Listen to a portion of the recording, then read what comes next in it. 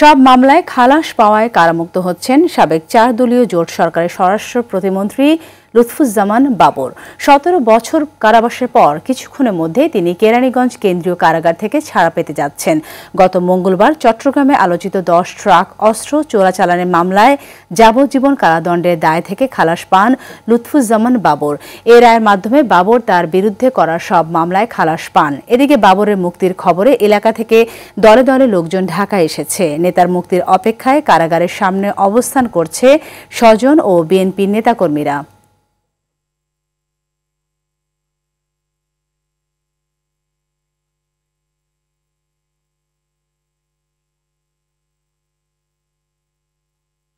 আমরা এখন চলে যাচ্ছি, আমাদের সহকর্মী আছেন কেরানীগঞ্জে কেন্দ্রীয় কারাগারের সামনে, তার সাথে যুক্ত হতে। দীপ্ত জানাবেন যে লুৎফুজ্জামান বাবর কখন নাগাদ মুক্তি পেতে পারেন, আর কারাগারের সামনে বর্তমানে সর্বশেষ পরিস্থিতি কেমন দেখতে পাচ্ছেন?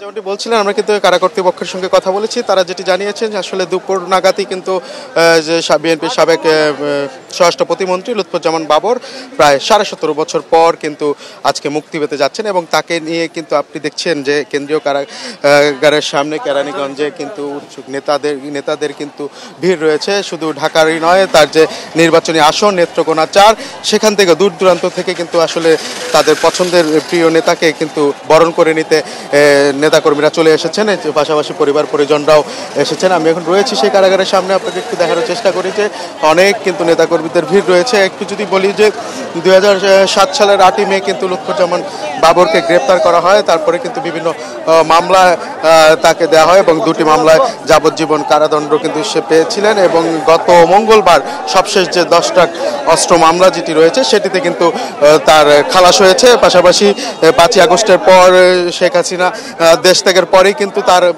প্রত্যেকটি মামলার একে একে শুনানি হয় এবং প্রত্যেকটি মামলায় কিন্তু সে খালাস পেতে থাকে। সবশেষ যে মঙ্গলবারে মামলা সেটিতে কিন্তু খালাস পেয়েছেন লুৎফুজ্জামান বাবর, এবং তার কিন্তু আজকেই কিন্তু তার কারাগার থেকে বের হওয়ার কথা রয়েছে। মঙ্গলবার কিন্তু তিনি খালাস পেলেও তার যে রায়ের কপিটি সেটি চট্টগ্রাম যাওয়ার পরে কিন্তু আজকে কারা কর্তৃপক্ষ হাতে পেয়েছেন, এবং সেই মামলার রায়ের কপি, খালাসের যে কপি পাওয়ার পরে কিন্তু আজকে দুপুরেই কিন্তু তাকে ছেড়ে দিবে, এমনটি কিন্তু জানতে পেরেছি। আমরা দেখেছি যে এই এলাকায় জুড়ে কিন্তু নেতাকর্মীদের পদচারণা মুখর হয়ে উঠেছে, এবং তাদের যে পছন্দের নেতা, প্রিয় অভিভাবক, তাকে কিন্তু বরণ করে নেওয়ার জন্য উন্মুখ হয়ে রয়েছে এখানকার নেতাকর্মীরা।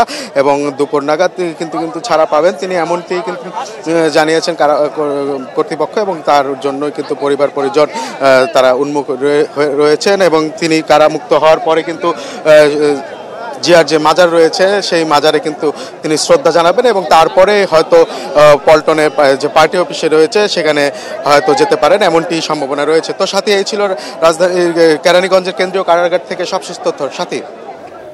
দীপ্ত, আপনাকে অসংখ্য ধন্যবাদ।